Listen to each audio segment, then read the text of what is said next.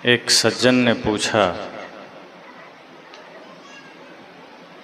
कि पाप से बचने का सबसे सरल तरीका क्या है। क्योंकि उपाय तो बहुत सारे हैं,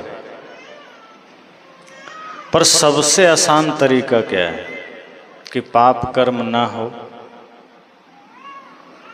किसी न किसी भांति जीवन में पाप कर्म हो जाते हैं।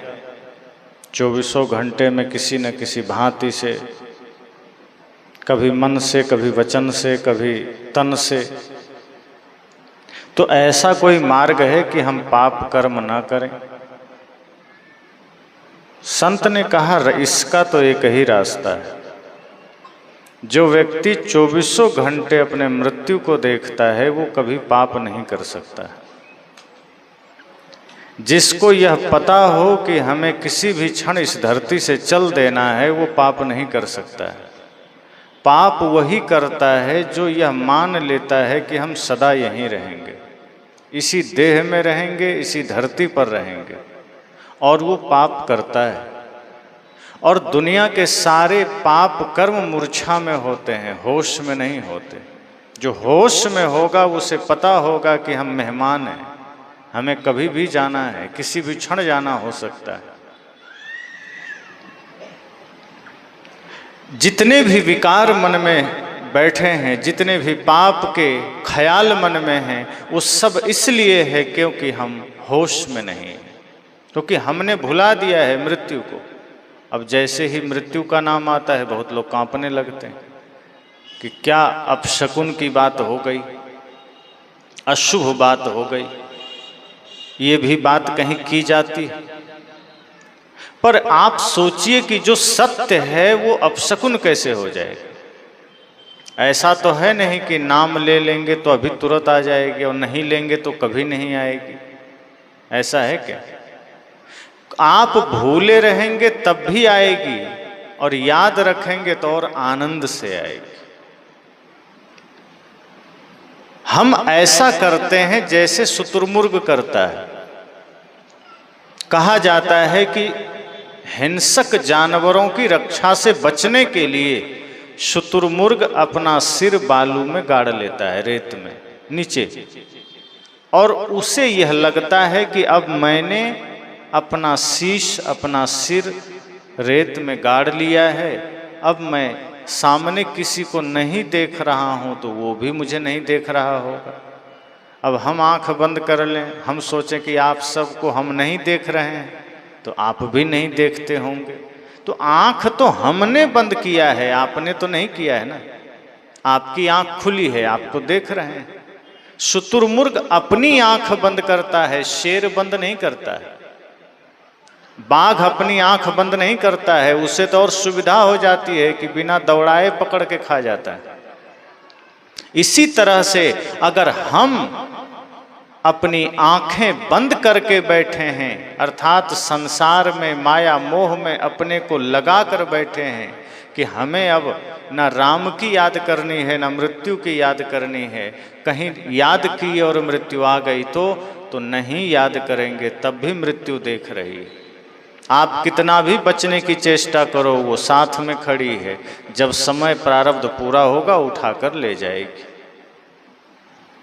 इसलिए सद्गुरु संतों ने कहा कि अगर पाप कर्म से बचना चाहते हो तो मृत्यु की याद करो। उसकी याद बनी रहेगी तो किसी से विरोध नहीं करोगे, गाली नहीं दोगे, झूठ नहीं बोलोगे, जीवन में कोई पाप नहीं करोगे। जीवन थोड़ा है, हम पाप करते चले जाते हैं। प्रकृति ने इतना सुंदर जीवन दिया, शरीर कितना सुंदर दिया। छोटे छोटे बच्चों को देखिए, उनके आंखों में मासूमियत नजर आती है, सौम्यता नजर आती। इसलिए तो बच्चों को भगवान का रूप कहा। बच्चों के मन में, बच्चों के तन में कोई पाप नहीं है, न जातिवाद है, न क्षेत्रवाद है, न नशा है, न दुर्व्यसन है, कुछ नहीं। आप लोग के संग से कुछ गालियां जरूर सीख लेता है, वो भी आपके संग से, गर्भ से सीख कर नहीं आया। अब माता पिता जैसा संग देते हैं बच्चे सीख लेते हैं। और कई बच्चों को मैंने देखा है, छोटे छोटे बच्चों को इतनी गालियां आती है कि वो घंटा भर देते रहे तो गालियां रिपीट नहीं करता है, बड़ा स्टॉक है उसके पास। अगर उसे कुछ कविता सुनाने कह दो तो सिर खुजलाता है।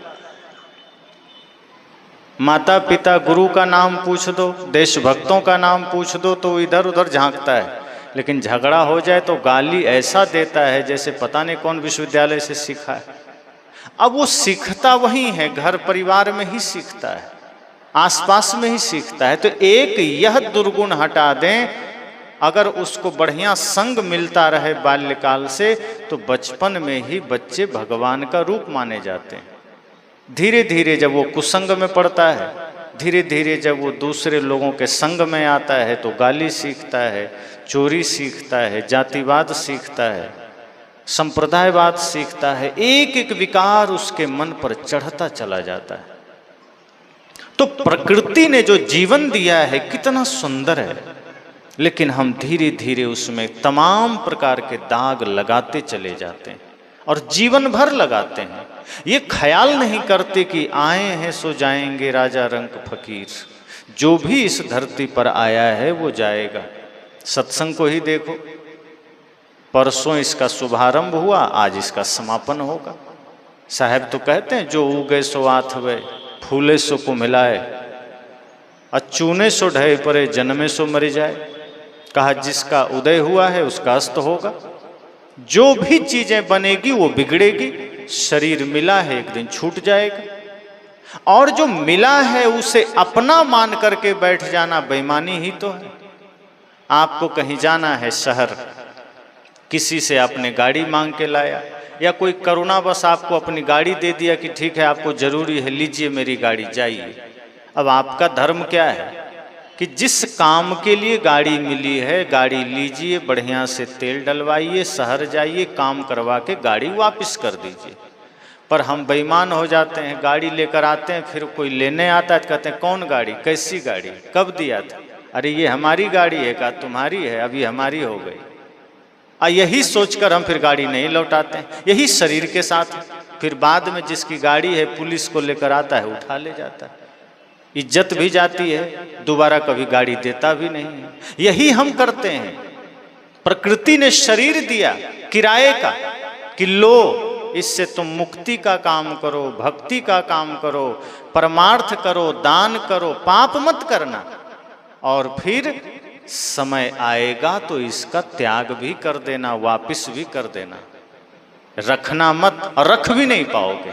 लेकिन हम क्या कहते हैं ना, हमें तो यहीं रहना है। बुढ़ापा आ जाती है, आदमी कहता है नहीं नहीं हमें तो यहीं रहना है। एक आदमी परिवार से थोड़ा सा परेशान हुआ तो भगवान को याद करने लगा कि हे प्रभु, हे राम, हमको उठा लो, बुला लो अपने पास।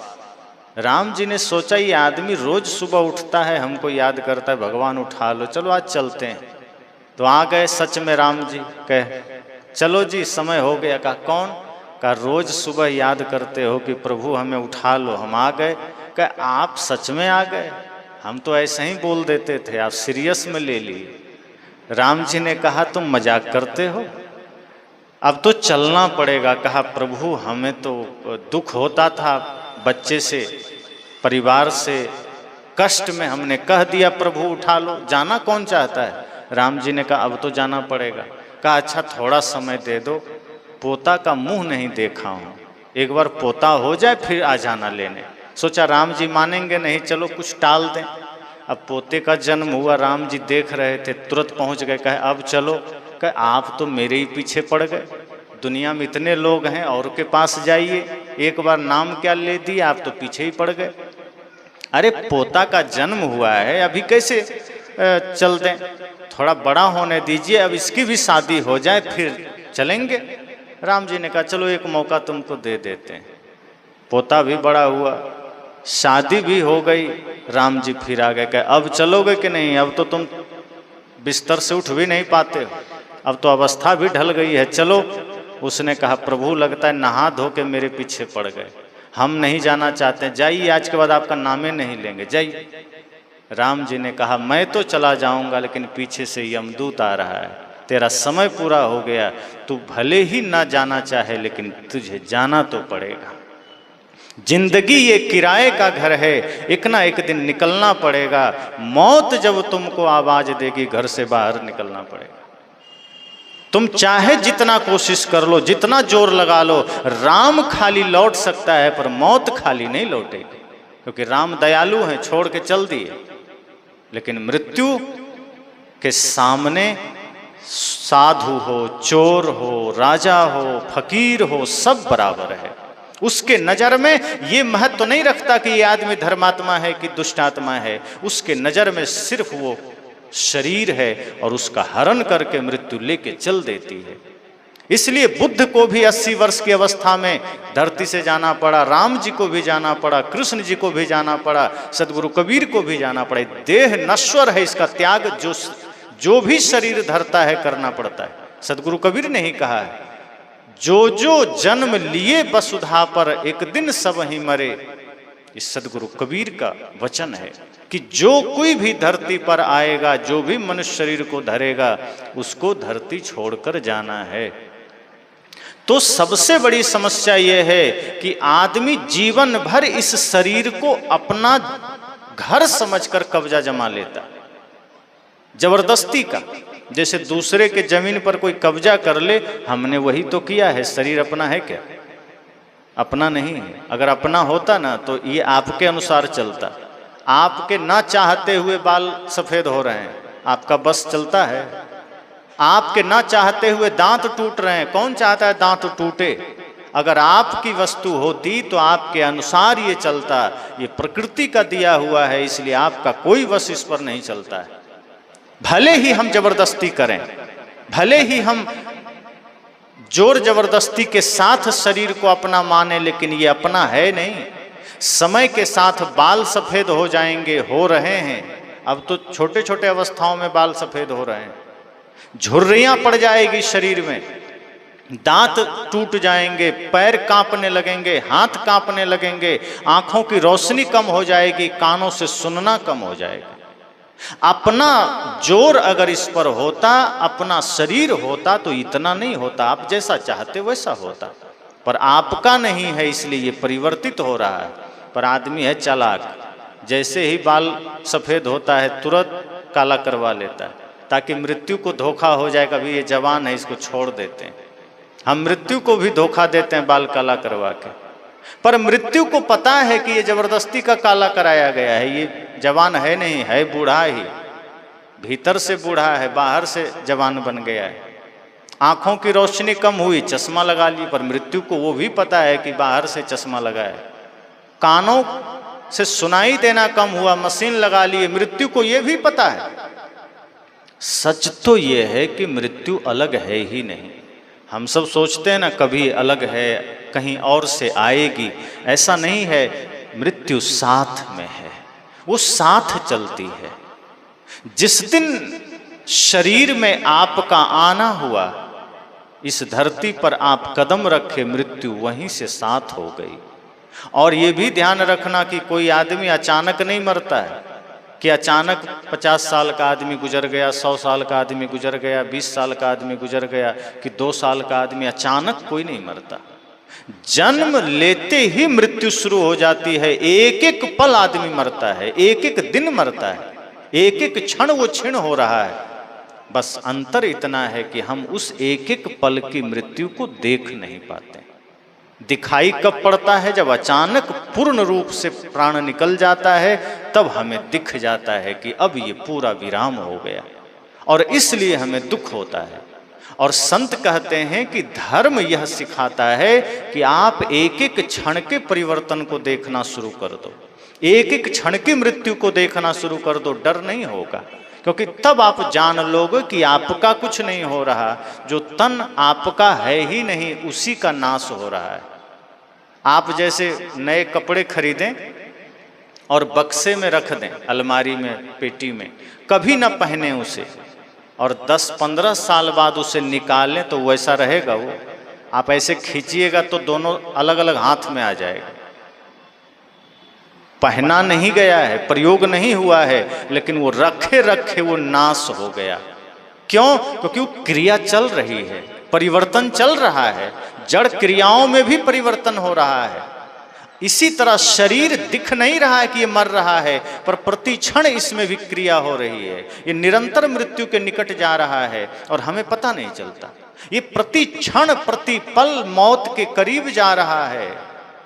जो व्यक्ति इस सूत्र को, इस सत्य को समझ लेता है, वह कभी भी मृत्यु से भयभीत नहीं होता, क्योंकि वो जान लेता है ये देह पराई है, ये शरीर मेरा नहीं है, ये मृत्यु का ही है, ये प्रकृति का ही है, और जो मिला है वो कभी भी लिया जा सकता है। और जो लिया जा सकता है उसको पकड़ कर बैठने की क्या जरूरत है। आनंद के साथ, भाव के साथ यह सोचिए कि क्षण भर के लिए ही सही यह शरीर हमें मिला है। क्षण भर की बात इसलिए कहता हूं कि सच में देखो तो क्षण भर का ही अपने हाथ में है, उसके आगे का जो है वो बोनस समझना, क्योंकि कब अगला पल मौत कब किसके जीवन में आ जाए कोई नहीं जानता। इसलिए वर्तमान हाथ में है, और जो व्यक्ति वर्तमान को अपने हाथ में रख कर सही कर लेता है वही जीत जाता है, वही संसार सागर से पार हो जाता है। वरना ज़्यादा तो क्या होता है कि यहाँ भी हार जाते हैं, आगे भी हार जाते हैं, यहाँ भी सब हमारा लुट जाता है, आगे भी खो जाता है। इसलिए संत जन कहते हैं शरीर को अपना मत मानना, मृत्यु जन्म के साथ साथ चल रही है। और अगर आप सोचते हैं कि हम कुछ भी कर लेंगे और मृत्यु हमें नहीं खोज पाएगी, हम बच लेंगे, तो ऐसा संभव नहीं। वो कहानी आप सब सुनते हैं ना कि एक राजा अपने बगीचे में टहल रहा था और अचानक शाम को 6 बजे मृत्यु ने उसके कंधे पर हाथ रखा। काली परछाई थी, राजा समझ नहीं पाया। राजा ने कहा कौन? मृत्यु ने कहा मैं मृत्यु हूं तुम्हारी। कहा तुम मेरे पास? कहा क्यों आई? कहा ठीक अभी से 24 घंटे बाद हम तुम्हें लेने आएंगे। तुम राजा हो इसलिए 24 घंटा बिफोर सूचना दे दिए हैं, वैसे किसी को देते नहीं, तुमको दे दिए हैं। कोई बचा हुआ काम है कर लेना, कोई गलती जीवन में किए हो माफ़ी मांग लेना, कुछ धर्म कर लेना, पुण्य परोपकार कर लेना, क्योंकि 24 घंटे बाद ये शरीर तुमसे छीन लिया जाएगा और दोबारा फिर कभी मनुष्य जीवन में आओगे इसकी कोई गारंटी नहीं। राजा तो डर गया। अब वो धर्म सत्संग करने के बजाय अपने दरबारियों से पूछा कि मृत्यु ने हमको हमारे बगीचे में देख लिया है, बड़ी समस्या हो गई, क्या करें? तो दरबारी सब भी बड़े ज्ञानी लोग थे। उसने कहा कि मृत्यु ने आपको यहाँ देखा है ना, आप ऐसा करिए तेज दौड़ने वाला घोड़ा मंगाइए, बैठ के निकल जाइए, रात भर दौड़ते रहिए और कहीं दूर निकल जाइए। मृत्यु को क्या पता कि आप भाग गए। राजा ने कहा बड़ा ज्ञानी आदमी मालूम पड़ते, चलो तुमको इनाम देंगे अगर बच के आ गए। अभी तो घोड़े की व्यवस्था किया जाए। सबसे तेज घोड़े की व्यवस्था हुई। जलपान लाद करके घोड़ा पर राजा सवार हुआ। घोड़ा भी बहुत तेज था। वो रात भर चलता रहा, कितने गांव शहर नगर पार कर गया, जंगल पार कर गया, पहाड़ पार कर गया, दिन में भी चलता रहा। और जाते जाते हिमालय के भी पार कहीं एक सुदूर बिरान में जाकर राजा खड़ा हुआ। शाम हो गई, ठीक 6 बजने वाले थे। खड़ा होकर के घोड़े को धन्यवाद दे रहा था कि वाह तुम पहले क्यों नहीं मिला, कल ही तुम मुझे मिले हो, 24 घंटा तुम दौड़ते रहे और हमको इतना दूर लेकर आ गए कि मृत्यु कौन कहे, मृत्यु का बाप भी यहाँ नहीं खोज पाएगा। अभी खुश हो रहा था, सुस्ता रहा था। जैसे ही 6 बजा, कंधे पर वही काली छाया ने हाथ रखा और कहा तुम आ गए जी। राजा ने कहा तुम कौन? कहा मृत्यु। का तुम यहाँ भी? कहा अरे हम बड़ी चिंता में थे, क्योंकि तुम्हारी मृत्यु इसी जगह लिखी थी और हम चिंता में थे कि तुम हो यहाँ से सैकड़ों किलोमीटर दूर, तुम यहाँ पहुँचोगे कैसे और हम तुमको उठाएंगे कैसे।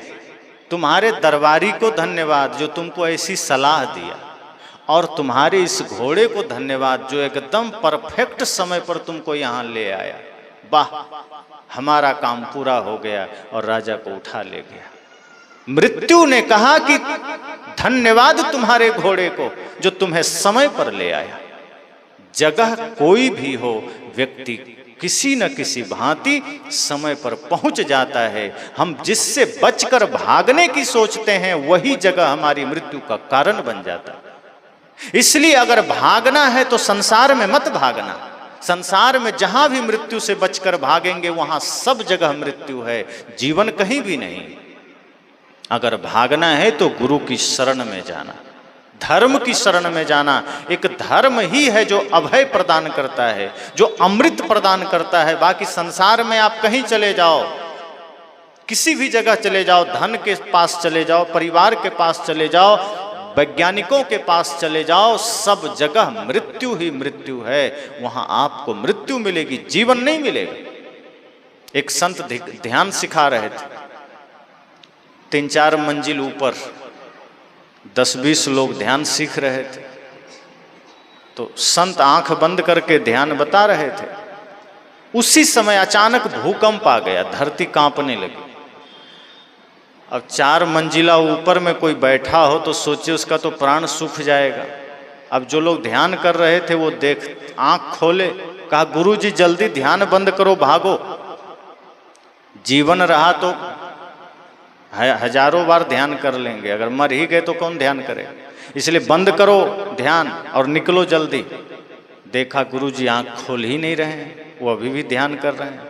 लोगों ने आपस में बात किया, कहा कि ऐसा है, ये तो बाबा जी हैं, महाराज जी, इनका ना कोई परिवार है, मर भी गए तो कोई रोएगा। हम लोग का बेटा है, पत्नी है, परिवार है, मर गए तो सब रोएगा, चलो निकलो। इनका आगे पीछे कुछ नहीं है, इसलिए ये बैठे हैं। सब भाग गया, गुरुजी अकेले ध्यान करते रहे। सब नीचे चला गया। नीचे जाकर के थोड़ी देर रुका तो धरती कंपन बंद हुई। फिर सब लोग देखा कि देखते हैं गुरुजी वहीं हैं कि गिर गए, क्योंकि मकान हिल रहा था। फिर सब गए तो देखते हैं गुरुजी ध्यान में बैठे हैं। लोगों ने कहा गुरुजी आप नहीं भागे। गुरुदेव ने आंख खोला, कहा कि अरे हम भी भागे। लोगों ने कहा क्या मजाक करते हैं, हम तो बहुत लास्ट में गए यहाँ से, लगा अब मर ही जाएंगे तब भागे, और आप तो आंख बंद किए बैठे रहे। हमें लगा आपको नींद आ गई, आप तो उठ ही नहीं रहे थे, भागे ही नहीं, आपको डर नहीं लगा। हम लोग तो भागे प्राण बचाकर। गुरुजी ने कहा अरे हम भी भागे, तुम भी भागे, फर्क इतना था कि हम भीतर भागे, तुम बाहर भागे। का ये क्या नया पहेली है गुरुजी का। बाहर तुम जहाँ गए वहाँ मृत्यु थी, हम भीतर जहाँ गए वहाँ जीवन था, वहाँ अमृत था, वहाँ मृत्यु नहीं थी। इसलिए हम भी भागे, लेकिन हम वहाँ भागे जहाँ सच में अमृत है, और तुम वहाँ भागे जहाँ सच में मृत्यु ही मृत्यु है। तो फर्क क्या रहा। जो गुरु की शरण में आ जाता है फिर मृत्यु उसका पीछा करना छोड़ देती है, फिर वो मृत्यु को वर्ण करता है। कबीर साहब कहते हैं ना कि जेहि मरने को जग डरे मेरो मन आनंद। वे कहते हैं जिस मृत्यु से आदमी डरता है, संसार के लोग घबराता है, साहब कहते हैं जेहि मरने को जग डरे मेरो मन आनंद। मैं तो आनंदित होता हूँ कि मेरे पास भी आओ, और मृत्यु आती नहीं जल्दी। सदगुरु कहते हैं जेहि मरने को जग डरे मेरो मन आनंद। कब मरी हो कब पाई हो पूर्ण परमानंद। कि जिस मृत्यु से जगत के लोग डरते हैं मैं आनंदित होता हूं। क्यों? क्योंकि जिस देह को मृत्यु ले जाएगी उसे मैंने पहले ही छोड़ दिया है, अर्थात उसकी आसक्ति का त्याग कर दिया है। अब वो मेरा नहीं है, और जो मेरा नहीं है उसका गुरूर क्या करना, उसका घमंड क्या करना, उसमें आसक्ति क्या करना। दुख तभी होता है जब जो मेरा नहीं है उसको अपना मान लेना। ये शरीर अपना नहीं है, ये साधन है मुक्ति के धाम जाने का। साधन धाम मोक्ष कर द्वारा, ये शरीर साधन है। तो अगर पाप कर्म से बचना है तो मृत्यु की याद रखना कि कभी भी मृत्यु आ सकती है। क्या पता जो श्वास बाहर गई वो भीतर आए ना आए, जो भीतर आई वो बाहर जाए ना जाए। इतना नश्वर जीवन है, इतना क्षणभंगुर जीवन है, फिर गुरूर किस बात का, किस चीज का घमंड करना। रावण ने घमंड किया, कौरव ने घमंड किया, कंस ने घमंड किया, सब मिट्टी में मिल गया। सदगुरु तो कहते हैं पायन पुहमी नापते दरिया करते फाल, हाथन पर्वत तौलते तहिधर खायो काल। कहा कि ऐसे भी लोग थे जो धरती को पैर से ही नाप देते थे, समुद्र को लांघ जाते थे, हाथ पर पर्वत तौल लेते थे। लेकिन मेरे भाई ध्यान रखना, जगत चला जाए यहाँ कोई ना रहैया।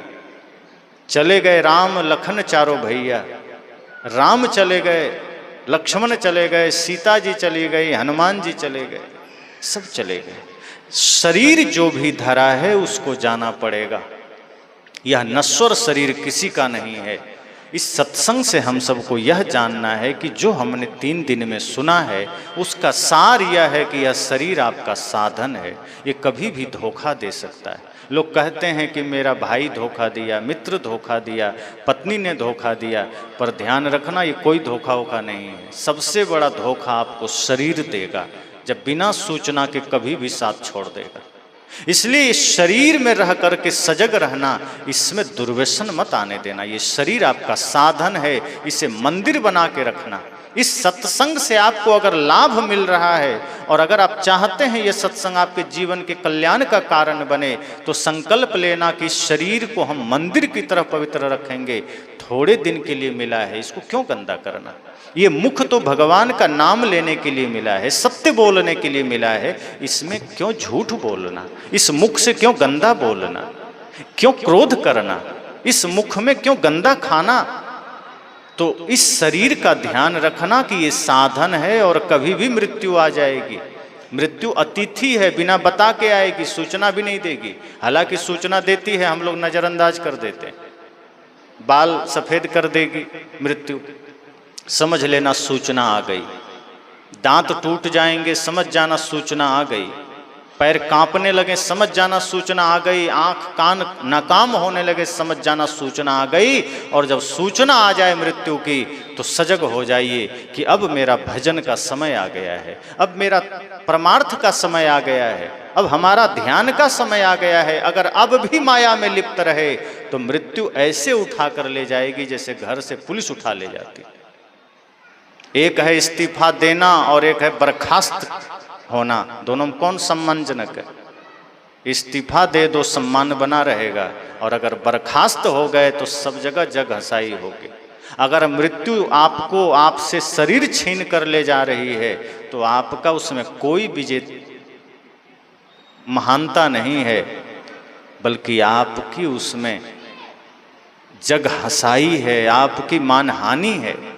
लेकिन अगर आपने जीते जी यह भाव कर लिया कि ये शरीर प्रकृति ने दिया था, इससे हमें जो धर्म का काम करना था, जो भक्ति का काम करना था, हमने कर लिया, अब चाहे तो ले जाए, शरीर हमारा पवित्र है। साहब ने कहा ना कि चदरिया झीनी रे झीनी,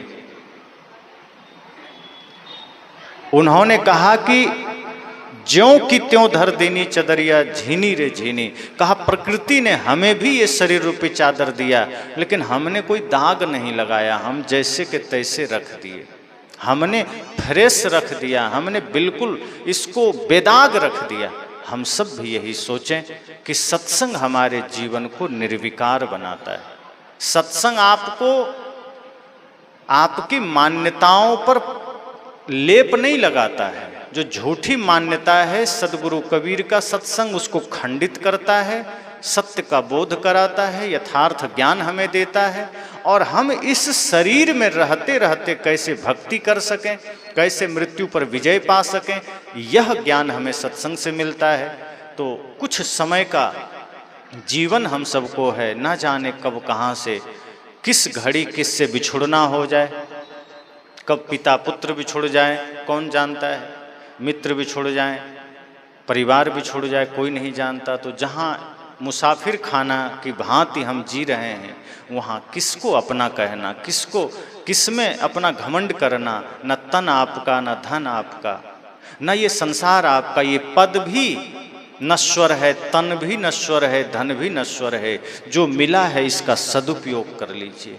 अगर दुरुपयोग करेंगे तो भयंकर पाप का कारण बनेगा, फिर नरक मिलेगा। इसलिए अगर पाप कर्म से बचना है, सदैव सजग रहिए कि इस धरती पर हम सब मुसाफिर हैं, कभी भी घंटी बज सकती। पता नहीं कब किसके जाने की घंटी बज जाए, पता नहीं किसके जीवन रूपी दीपक में कब तेल खत्म हो जाए। और किस चौराहे, किस मुकाम, किस कदम पर जीवन विराम हो जाए। इससे पहले कि मृत्यु आवे, हम सबको सजग होकर के गुरु संतों की वाणी को सुनना है, समझना है और जागृत होकर जीना है, होश में जीना है। मृत्यु की याद हमेशा जरूरी है। मृत्यु को भुला कर नहीं जीना है, मृत्यु को बुला कर जीना है, उसके साथ साथ जीना है, उसके साथ साथ चलना है। और इसमें डरने की कोई बात नहीं। आप याद करेंगे तो आ थोड़े जाएगी, और आएगी भी तो आपका कुछ नहीं बिगाड़ पाएगी। शरीर उसी का है, उसी को ले जाएगी। तो जब आना है आएगी ही, अगर हम भूले रहेंगे तब भी आएगी।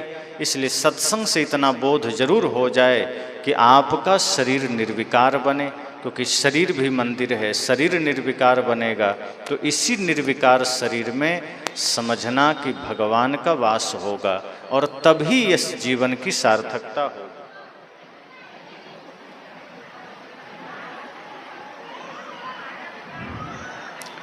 कुछ प्रश्न आ गए हैं, चलते चलते मैं इस पर थोड़ी बात कर लूं। आप सभी जो हल्ला कर रहे हैं करते रहें, और जोर से करें, माइक दे दें। पूछा है, मोक्ष नाम जप से होगा या कर्मों के सुधार करने में होगा? नाम जप से मन को एकाग्र करने में सहायता मिलेगी, और कर्मों के सुधार करने से आपका जीवन पवित्र बनेगा। अब यहाँ से मोक्ष की यात्रा शुरू होगी। ये दोनों से मिलेगा नहीं, लेकिन दोनों से मोक्ष मार्ग में चलने का सारी प्रक्रिया पूरी हो जाएगी। अर्थात जैसे नाम जप करने से क्या होता है, अगर हम कोई भी पवित्र नाम जपते हैं और पूरी चेतना से, पूरे प्राणपन से जपते हैं, तो हमारा जो मन बहिर्मुख है वह अंतर्मुख हो जाता है, उस नाम में आके लीन हो जाता है। अब जैसे कोई कह रहा है राम राम, तो राम राम ही अगर आप कह रहे हैं या सतनाम कह रहे हैं, तो उसमें आपकी चेतना लीन हो जानी चाहिए। ज़्यादातर लोग नाम कैसे जपते हैं, बाहर देख रहे हैं राम राम राम राम राम राम, ए गाय बांध लो जी, राम राम राम राम, अरे झाड़ू नहीं लगाया, राम राम राम राम। इस तरह से राम राम चलता है। मतलब कंप्यूटर की भांति, रोबोट की भांति, मुख में राम बगल में छुरी, भीतर कुछ और चल रहा है। ओम जय जगदीश हरे, घर में धन लक्ष्मी बढ़े, ये सब भाव चलता रहता है कि बस मुख में राम चल रहा है, नाभि में, चेतना में राम प्रवेश नहीं करता। तो कोई भी नाम जप करना है, अगर पूरी एकाग्रता से करेंगे तो मन अंतर्मुख हो जाएगा। ये पहला काम होगा। और जब कर्म सुधर जाएगा, अर्थात तन के कर्म, मन के कर्म, वचन के कर्म, तीनों कर्म अगर सुधर गए, तो आप उस स्थिति में आ जाएंगे कि अब मुक्ति के मार्ग में आप जा सकते हैं। तब बात आती है माया से मुक्ति, मोह से मुक्ति, वासना से मुक्ति, समस्त प्रपंच विकारों से मुक्ति, संकल्प विकल्प से मुक्ति। और जब बिल्कुल निर्विकल्प अवस्था आ जाएगी, जो कि ध्यान के धीरे धीरे गहरे अवस्था में उतरने से आती है, फिर एक समय ऐसा आएगा जब मोक्ष की अवस्था आपको जीते जी घटित हो जाएगी। बिल्कुल मोक्ष जीते जी ही संभव है, मरने के बाद कोई उपाय नहीं है, क्योंकि मोक्ष की सारी प्रक्रिया, सारी साधना शरीर रहते ही किया जा सकता है। जब शरीर नहीं रहेगा तो बाद में क्या उपाय है? कुछ नहीं, किसी मार्ग से कुछ नहीं हो सकता है। जीते जी जियत न तरे, मुए का तरी हो, जीते ही जो न तरे। सदगुरु कहते हैं जिंदा रहते अगर मुक्ति नहीं मिली तो मरने के बाद कोई देने वाला नहीं है। ये मत सोचना कि बाद में बच्चे लोग पिंडदान करके दे देंगे, नहीं, उससे कुछ नहीं होगा, क्योंकि शरीर जल के राख हो गया, आत्मा दूसरे शरीर में चली गई। अब पिंडदान करते रह जाओ, कुछ नहीं होगा। अगर गीता पढ़ते हैं तो उसमें कृष्ण ने कहा है कि पितर को पूजने वाला पितर को प्राप्त होता है, भूत को पूजने वाला भूत को प्राप्त होता है। इसलिए अर्जुन, इससे कुछ नहीं होता। होता है कर्म के सुधार करने से, मनोविकारों से मुक्त होने पर। जो जीवन रहते मनोविकार से मुक्त हो गया वही मुक्ति पाता है। बैकुंठ स्वर्ग सतलोक मरने पर मिलेगा या इसी जीवन में? बाहर है ही नहीं जो मिलेगा, ये सब भ्रम है। न बैकुंठ बाहर है, न सतलोक बाहर है। सदगुरु कहते हैं या घट सब कुछ, अर्थात जब मन निर्विकार हो गया तो समझो आप सतलोक में आ गए। जब मन निर्विचार हो गया, मनोविकार से मुक्त हो गया, वही सतलोक है। मन कुंठा रहित हो गया, वही बैकुंठ है। जहाँ स्व में आगमन हो गया वही स्वर्ग है। तो ना बाहर स्वर्ग है, ना सतलोक है, ना बैकुंठ है। इसी क्षण, इसी जीवन में सब कुछ है। जो व्यक्ति यहाँ निर्विकार हो गया उसके लिए सतलोक है। अब जो व्यक्ति अभी हाय हत्या में लगा है उसके लिए कलयुग है, और जो व्यक्ति अभी प्रेम में जी रहा है सतयुग है। जो व्यक्ति निर्विकार होकर के अनासक्त भाव से जी रहा है वो सतलोक में है, और जो व्यक्ति छल प्रपंच में जी रहा है वो झूठ लोक में है।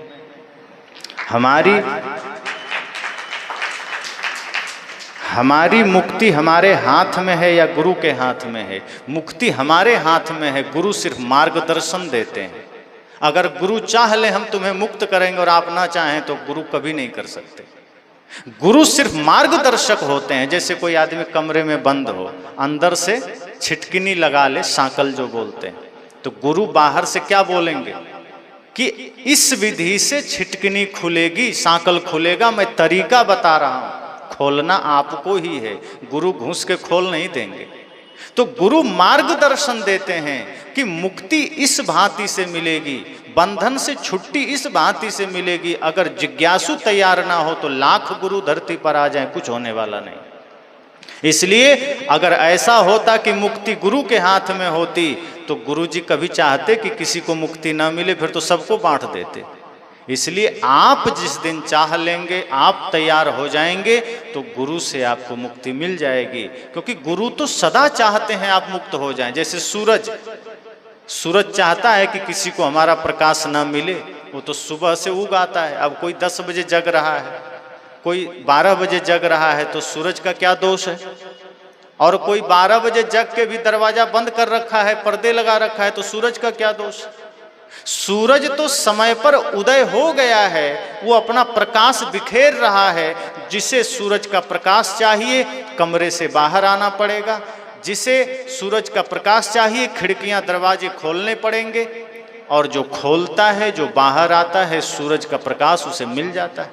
जो मुक्ति चाहता है उसे गुरु की शरण में आना पड़ेगा, गुरु के बताए हुए मार्ग का अनुसरण करना पड़ेगा, वो मुक्ति पा जाएगा। तो गुरु तो सबके लिए मुक्ति लेकर बैठे हैं। साहब ने कहा है ना, हाथ कटोरा खोवा भरा, मग जोवत दिन जाए, कबीर उतरा चित्त से छाछ दियो नहीं जाए। सदगुरु कहते हैं मैं तो मुक्ति का कटोरा लेकर के बैठा इंतजार कर रहा हूँ, अब कोई आवे तो सही। पर समस्या यह है कि मैं रास्ता देख रहा हूँ कि कोई तो सच्चा जिज्ञासु आएगा, लेकिन मग जोवत दिन जाए। अब लेकिन कबीर उतरा चित्त से, कि अब सब लोग मेरे चित्त से उतर गए, क्योंकि मैं देख रहा हूँ सब माया में लगा है। कोई मुक्ति का कटोरा नहीं चाहता है, कोई मुक्ति नहीं चाहता है। अब मुझे छाछ देने का भी मन नहीं करता, क्योंकि वो माया में लगा है। यही बात राम जी कहते हैं कि द्वारे तेरे राम जी मिलहु कबीरा मोह, तैं तो सब में मिल रहा मैं न मिलूंगा। तो लोग राम राम करते हैं ना कि राम जी राम जी। अब राम जी घर पर आ गए तो राम जी देखते हैं कि आदमी तो दुनियादारी में लगा है। राम जी कहते हैं द्वारे तेरे राम जी, ए मनुष्य जागो, खड़े हो जाओ, तुम्हारे द्वार पर राम खड़ा है। लेकिन तभी नजर पड़ती है कि ये आदमी तो नोट गिन रहा है, पत्नी के साथ है, पुत्र के साथ है, दुनियादारी में है, प्रपंच में है, यहाँ वहाँ में है। तब राम कहते हैं कि नहीं, तुम मुझे सिर्फ बाहर से बुला रहे थे, अब मैं तुम्हें नहीं मिलूंगा, क्योंकि तुम संसार में मिले हुए। तो गुरु के हाथ में मुक्ति नहीं है, हमारे हाथ में है। हम जिस दिन चाह लेंगे, गुरु सिर्फ हमें मार्गदर्शन करते हैं, गुरु सिर्फ दीपक का काम करते हैं। इसलिए बुद्ध ने कहा था अप दीपो भव, अपना दिया खुद बनो, अपने भीतर का प्रकाश खुद बनो। क्योंकि गुरु सिर्फ आपको प्रकाश की व्यवस्था करते हैं, गुरु सिर्फ आपके दिए को प्रज्वलित कर देते हैं, बस इतना ही काम है। जलना आपको खुद है, चलना आपको खुद है। तो बहुत बहुत शुभकामनाएं, और आप सभी को आभार। हमारे सरदार जी को विशेष आभार, जो लगातार दूसरी बार अपने निष्ठा से, अपने साहस, अपने श्रद्धा, अपने भक्ति और शुभ संकल्पों से यह धर्म यज्ञ का उन्होंने आयोजन किया। दुनिया के बड़े से बड़े आयोजन इस धर्म यज्ञ के सामने बहुत छोटे हो जाते हैं। आप कुछ भी संसार में कर लें, उसका उतना यश नहीं मिलता। पर जो व्यक्ति ज्ञान यज्ञ का आयोजन कर लिया, इस सत्संग का आयोजन का हिस्सेदार या भागीदार बन गया, उसका नेतृत्व कर लिया, समझ लेना कि साक्षात वो अपने जीवन में पुण्य अर्जित करता है और हजारों लोगों के जीवन में पुण्य अर्जित करने का अवसर देता है। तो आज हम उन्हें भी हृदय से शुभकामना और आशीर्वाद देते हैं कि यह धर्म ध्वज, यह ज्ञान की मशाल सदैव वो अपने हाथ में लेकर स्वयं को भी प्रकाशित करते रहें, समाज में भी ज्ञान का प्रकाश करते रहें। और इस वजह से उनके धीरे धीरे लोग सहयोगी भी बन रहे हैं, लोग जाग भी रहे हैं। एक दिया जलता है तो उससे दूसरा दिया भी प्रकाशित होता है। उनका पूरा जितने भी सहयोगी लोग हैं, परिवारजन हैं, सभी को आशीर्वाद मंगल कामना है। ऐसे ही धर्म का दीप अपने भीतर और समाज के भीतर जगाते रहें, संत गुरुजनों की सेवा में सदैव लीन रहें। इसी से मुक्ति संभव है, इसी से शांति संभव है। इसी के साथ वाणी को विराम देता हूँ।